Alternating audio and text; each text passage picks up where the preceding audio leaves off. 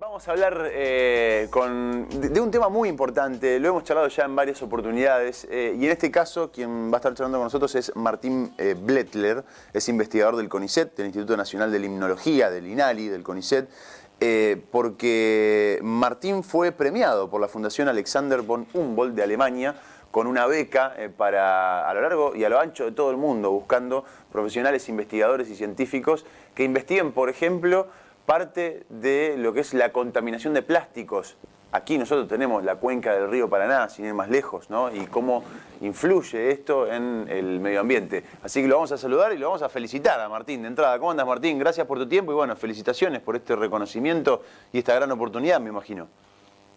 Hola Juan, buenas tardes, muchas gracias, muy amable. Bueno, contanos un poco, ¿de qué trata la beca para entender un poco? Hablanos de la Fundación Alexander von Humboldt, ¿de qué se trata? ¿Cómo viene un poco todo eso? Bueno, la Fundación Humboldt es una institución muy reconocida dentro de Europa y que focaliza sobre cuestiones ambientales, aunque también tiene algunos proyectos en efectos sociales, que promueve la cooperación científica entre investigadores extranjeros y alemanes. Ese es su punto. Apoya vínculos científicos y también culturales, por eso que esta instancia se hace en idioma inglés y también en alemán, a los fines, imagino esto último, de afianzar un poco más los lazos culturales. Y en este caso, una beca que a vos te permite viajar allá a realizar algún tipo de investigación de trabajo o cómo es la metodología puntual. Sí, son 6 meses en Alemania, con la posibilidad de utilizar equipamiento en una infraestructura muy grande y con un financiamiento también muy adecuado para el proyecto que se plantea. En ese sentido es una buena oportunidad, teniendo en cuenta también que los resultados que ahí se obtengan, dado el formato que le di al proyecto, son extrapolables a nuestros propios ambientes, es decir, al río Paraná fundamentalmente. Se van a realizar trabajos en lo que se llama a nivel de mesocosmos, que son sectores del río que se modifican con variables semicontroladas, y los resultados, entonces, insisto, pueden ser extrapolables, de hecho son extrapolables a las problemáticas locales o regionales que tenemos acá. Vos lo decía en un comienzo, ¿no? Nosotros tenemos ejemplos tristes, pero ejemplos al fin de contaminación por plásticos en este sector de esta región. Con lo importante que es también imagino para el CONICET poder intercambiar, ¿no? Este tipo de visiones de científicos, de investigadores, Sí, más allá de tu persona en sí, digo, ¿no? A mí me parece muy importante fomentar los vínculos internacionales. Muchos de los proyectos actuales que tengo también son con instituciones externas, en el sentido de que, bueno, nos otorga ciertas ventajas, no solamente los vínculos, sino también a nivel de dinero disponible para los proyectos y para la investigación. Investigar no es barato, investigar tiene su costo. Y bueno, muchas veces para algunos de estos países no les resulta un monto demasiado elevado y para nosotros una cantidad significativa o más que significativa como para desarrollar nuestros propios estudios, nuestras propias investigaciones. En ese sentido yo estoy convencido de la necesidad de vincularnos científicamente con otras instituciones, otras universidades, etc. De hecho, yo en mi instancia doctoral estuve en ese mismo instituto en 2009, hace mucho tiempo. En 2009 estuve trabajando ahí también unos meses como parte de lo que resultó mi tesis doctoral. Martín, ¿cómo va? Sergio Ferreira es mi nombre, buenas tardes y felicitaciones también, traslado eso. Supongo que es política de Estado y obviamente parte de la política de Estado esto de tratar de animar la investigación que tiene que ver con nuestros espejos de agua y demás, pero los resultados de esta investigación, ¿en algún momento se ven dentro de los ministerios que corresponden, los organismos estatales que corresponden, se aplican, se aprovechan estas investigaciones que, como vos decís, no son baratas de llevar adelante? ¿Alguien con poder de decisión en el Estado pone en marcha estos resultados o los aprovecha? Hola Sergio, gracias. Bueno, es una pregunta compleja y es incluso difícil de responder en toda su magnitud. En términos generales hay que decirlo que proyectos de esta naturaleza, y máxime que venimos ya trabajando en aspecto de contaminación por plástico desde hace varios años ya, han tenido eco en los que llamamos tomadores de decisiones, ¿no? En aquellas personas que tienen el poder suficiente o tienen la autoridad para tomar medidas al respecto. Ha habido medidas también, y esto es importante destacarlo, al respecto, que quizás sí todavía no se ven significativas en el conjunto de la problemática. Es decir, yo he podido ver y he podido detectar varias medidas que se han tomado. Cuando uno luego va al campo, no lo ve a eso rápido. Está bien, uno esperaría un cierto momento hasta que una determinada decisión que se toma en un gabinete, en un escritorio, tenga su efecto en el campo, tenga su efecto a nivel social, escala, es decir, en el ambiente, claro. En ese sentido, bueno, esos efectos todavía no se ven. Nosotros seguimos registrando altos niveles de contaminación, no hemos detectado ningún tipo de bajante al respecto, ninguna reducción de los mismos. Podemos esperar que con el tiempo esto empiece a cambiar y se empiece a mejorar la situación. Pero hay una conjunción de factores que están aquí en juego y bueno, uno de esos es la necesidad de mejorar el sistema de manejo de los residuos sólidos urbanos. Con esto no quiero entrar en aspectos finos, no estoy cuestionando a ver qué es lo que se tiene que hacer porque no es mi competencia ni mi experticia hacerlo. Pero sí claramente hay una necesidad de cambios, porque de otra manera estaríamos viéndolo o se estarían traduciendo en el campo, es decir, cuando uno va al río. Cuando uno va al río, los problemas siguen estando. Lo que me lleva a pensar es que, o por lo menos a concluir, hace ya bastante tiempo que en la agenda política, y sobre todo ahora que estamos en un año electoral, se escucha a muchos candidatos por allí hablar de, bueno, la agenda del medio ambiente, así llamada de una forma muy global, poco específica quizás, pero con 3 o 4 tópicos que tienen que ver justamente con tratar de mejorar la calidad de vida o tratar de no hacerle tanto daño al medio ambiente.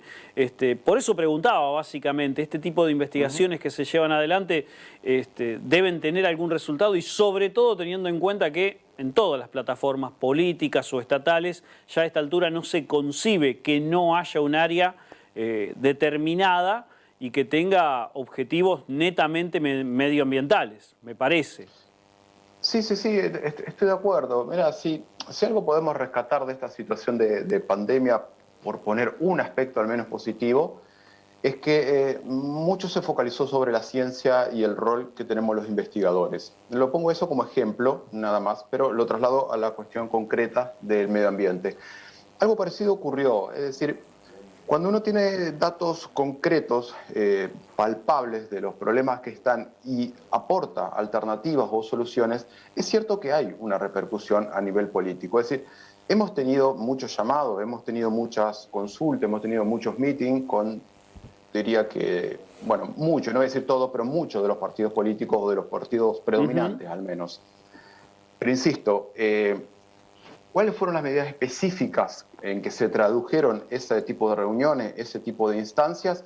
Bueno, no es mi experticia evaluarlas, sino yo la conozco algunas, quizás no conozca todas, pero lo que sí puedo adelantar es que, bueno, insisto, en el campo, cuando uno va a hacer los trabajos, todavía esto no se ve traducido o no se ve como un resultado concreto, que uno ve una reducción de los problemas de contaminación, al menos de contaminación por plástico. Es decir, yo veo una repercusión a nivel político, no lo puedo negar, existe porque muchos y muchas se han contactado con nosotros para hacer distintas averiguaciones, preguntas, etc. Ahora, vamos al campo y sigue habiendo los problemas, sí, los problemas siguen estando. Martín, te consulta desde Paraná mi compañero Héctor Galeano. Sí, muy buenas tardes. Hace poco tiempo han coincidido muchos abogados ambientalistas que la situación del Paraná, del estrés hídrico, responde a un modelo económico extractivista incluyendo en ese modelo el modelo muy expandido en Argentina, sobre todo de la siembra directa. ¿Tenés ganas, querés opinar de este asunto? ¿Pensás que es así como lo están planteando los abogados ambientalistas? Digo porque sos muy prudente en opinar sobre otras materias y por ahí te genera alguna dificultad meterte de lleno en esta situación muy puntual. No son dificultades, Héctor, en sí mismo lo que se me generan, pero sí podemos hacer una distinción. Sí, En las cuestiones previas, yo estaba hablando me pongo el sobre todo de investigador y me baso solamente en los resultados que obtenemos y me limito a los resultados que obtenemos y los expongo. Ahora me quito ese sobre todo y me pongo otra vez el de persona, simplemente el de ciudadano. A nivel ciudadano, bueno,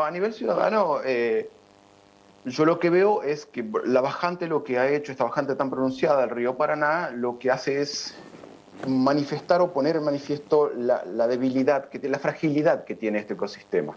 Un ecosistema que ha sido últimamente afectado, bueno, por esta misma bajante, que todavía podemos discutir muchísimo si es de origen natural o antrópico, por otros aspectos como la hidrovía, los incendios, los monocultivos que vos hacías mención, el problema de los plásticos, y no solamente de los plásticos, sino de todo tipo de residuos sólidos urbanos, aquellos orgánicos también que han causado mortandades o que potencialmente han causado mortandades en peces. Todos esos problemas están confluyendo en un mismo sector, en un mismo lugar, que es el río. Entonces, naturalmente va a haber un impacto, se va a ver incrementado ese impacto. Ahora tenemos menos agua, por lo tanto todo se acentúa. Y son aspectos que hay que considerar. En lo personal yo creo que ahí hay que hacer un poquito, balancear, tener mucha habilidad en esto y balancear los cupos de pesca, balancear el grado de extractivismo que se le hace hoy día al Paraná, balancear si queremos ampliar o no la hidrovía en este punto, porque conjugan muchos factores. Entonces, aliviarle algunos aspectos para que nos garanticemos de que no perdamos un ambiente con la riqueza de biodiversidad que tiene el río Paraná. Y con esto no estoy hablando, cuando digo riqueza, no me refiero solamente a una cuestión de fauna-flora. Riqueza en términos económicos también y en términos culturales, y esto no es un factor menor. Es decir, nosotros somos el río, porque nosotros vivimos sobre el río. Entonces el río nos atraviesa a todos. No solamente hay que pensarlo como el río lo que nos aporta, nos da agua, nos da energía, no solamente como eso. Al río hay que pensarlo, y esto, insisto, es muy personal, desde un punto de vista también cultural y económico, por supuesto, pero cultural también. Es decir, somos parte de este ambiente, estamos dentro, estamos insertos en su planicie. Funcionamos según la dinámica del río. Nos preocupa cuando baja, nos preocupa cuando sube mucho también. Entonces, en ese aspecto, bueno, habrá que balancear y tener mucha habilidad y mucho cuidado y ser muy objetivos utilizando información científica a la hora de tomar decisiones sobre qué se prioriza sobre cada situación, considerando la extrema bajante por la que estamos atravesando. Vamos viendo y además... sostenerlo en el tiempo también, ¿no? Por supuesto, esto tiene que verse de esa manera. El río y todo su aspecto es un legado que tenemos y así lo tenemos que dejar de la misma manera. Si nosotros